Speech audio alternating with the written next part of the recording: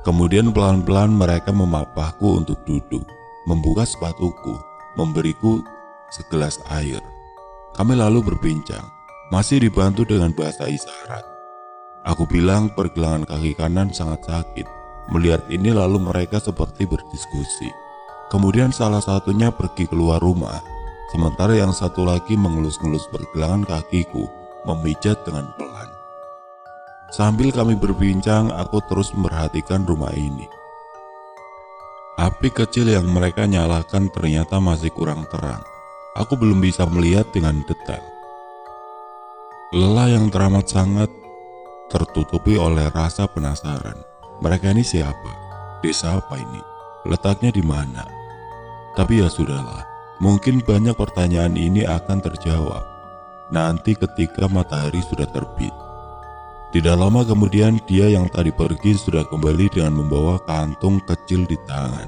Lalu pergelangan kakiku yang bengkak langsung dibaluri dengan sesuatu yang lagi-lagi aku tidak bisa melihatnya dengan jelas. Yang pasti, rasanya dingin seperti tanah basah. Entah apa yang mereka balur ke pergelangan kakiku, yang pasti rasanya cukup nyaman. Lalu menutupnya dengan daun yang agak lebar.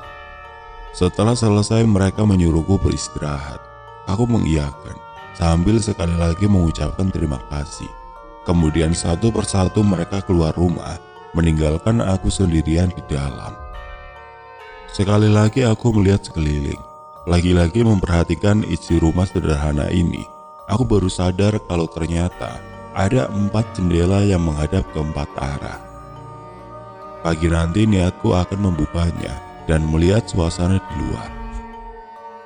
Aku duduk di atas semacam tikar tebal, kemudian merebahkan tubuh, berbantal tas ransel. Sungguh ini tempat yang sangat nyaman setelah lelah karena tersesat di tengah hutan.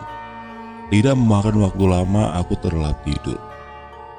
Ayam berkokok, kicau burung bernyanyi bersautan, terdengar orang berbincang dari kejauhan. Diiringi dengan suara air sungai mengalir, tubuh merasakan hangat sinar mentari yang masuk sela-sela jendela yang masih tertutup. Semuanya membangunkan aku dari tidur nyaman. Ternyata sudah pagi. Butuh waktu beberapa saat untuk tersadar tentang keberadaanku saat ini, yang ternyata sedang di dalam rumah sederhana di satu desa kecil di tengah hutan belantara Sumatera. Tidak langsung bangkit, aku tetap merebahkan badan, merenggangkan persendian, membiarkan seluruh organ tubuh benar-benar bekerja. Sebenarnya aku masih ingin beristirahat. Suasananya sangat nyaman setelah semalam berjuang mencari jalan dalam gelap tersesat.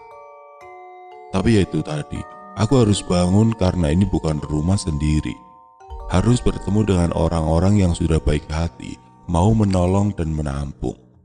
Kemudian pelan-pelan aku bangun. Duduk sebentar sambil sekali lagi melihat sekeliling, melihat isi rumah.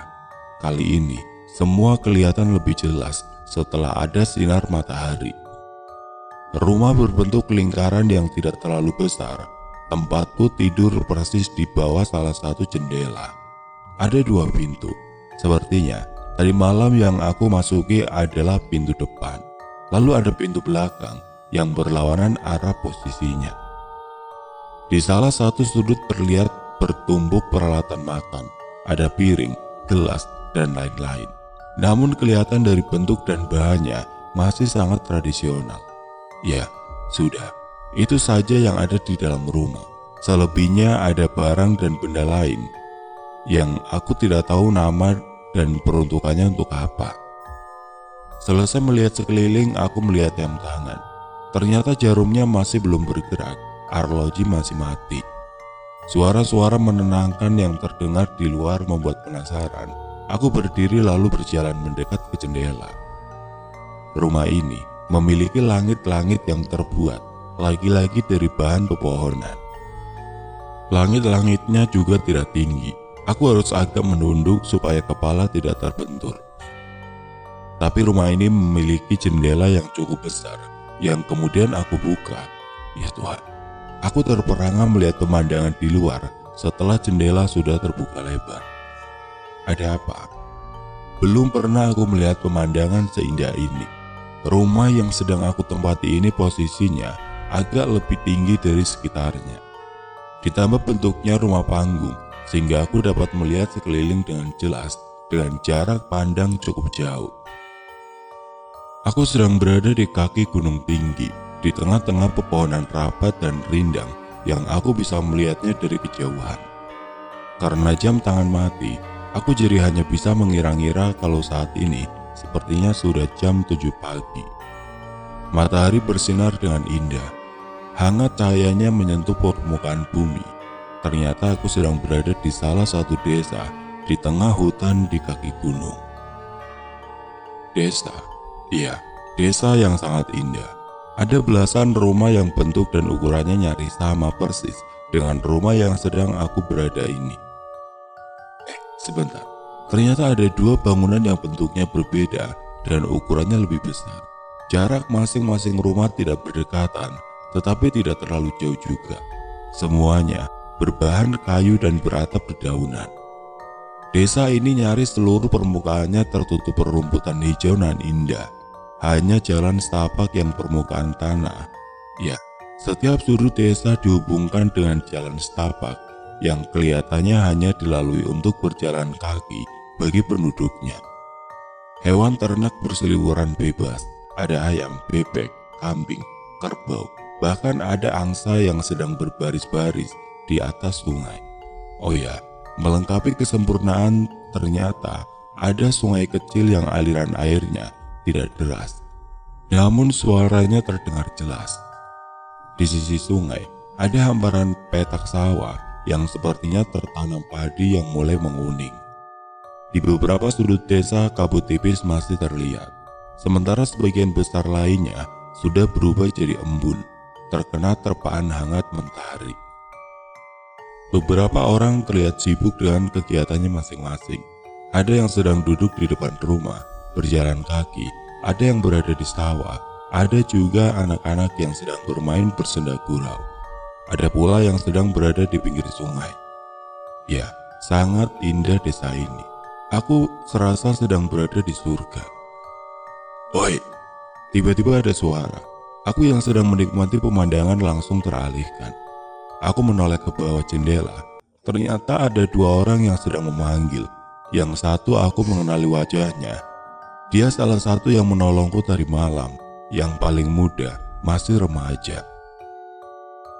Aku langsung tersenyum dan melambaikan tangan. Halo. Kemudian aku bergegas berjalan menuju pintu keluar karena melihat dia menunjuk-nunjuk ke sana. Sesampainya di pintu, aku langsung membukanya lalu melangkah keluar. Seperti rumah-rumah lainnya yang aku lihat tadi, di rumah ini juga ada teras kecil di depan. Ada kursi sederhana juga yang bentuknya panjang, seperti kursi warteg tapi kakinya pendek. Dua remaja tadi sudah ada di depan tangga, lalu mereka naik. Wajah keduanya tersenyum lebar. Aku membalas dengan senyum juga dan menyapa. Kemudian kami duduk di kursi kayu. Kami berbincang dan masih situasinya sama, masih terkendala bahasa. Mereka tidak mengerti dengan bahasa Indonesia.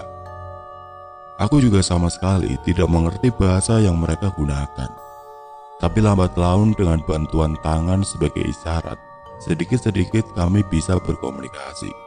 Oh ya, walaupun tidak mengerti tapi aku menangkap kalau mereka berbicara dengan logat Melayu yang kental. Di tengah percakapan aku mencoba untuk berkenalan dengan menunjuk ke diri sendiri, lalu menyebut namaku, Niko. Lalu aku menunjuk mereka sambil bertanya, nama kamu siapa?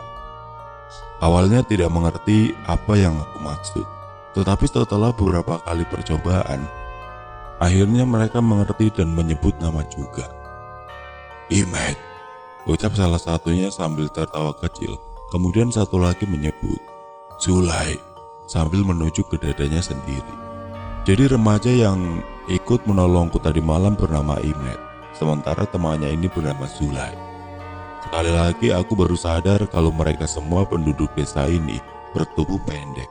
Tingginya di bawah rata-rata manusia pada umumnya, kira-kira kisaran 100-110 cm saja. Kami lalu melanjutkan perbincangan. Sampai ketika aku diingatkan oleh Imet akan sesuatu. Dia menunjuk-nunjuk ke pergelangan kaki kananku sambil berbicara.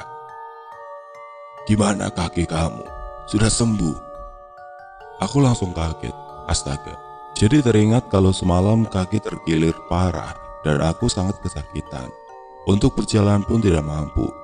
Tapi anehnya sejak bangun tidur, aku sudah tidak merasakan sakit sama sekali. Berjalan normal tanpa bantuan. Kok bisa? Kemudian pelan-pelan aku raba pergelangan kaki yang masih terbungkus oleh dedaunan. Kemudian mulai membukanya balutannya. Lagi-lagi sungguh aneh. Ternyata sudah tidak bengkak. Tidak sakit sama sekali. Sudah normal. Obat apa yang mereka basuh ke kakiku sungguh ajaib. Imet dan Sule tersenyum sumringah melihat aku yang masih terkesima dengan kakiku sendiri.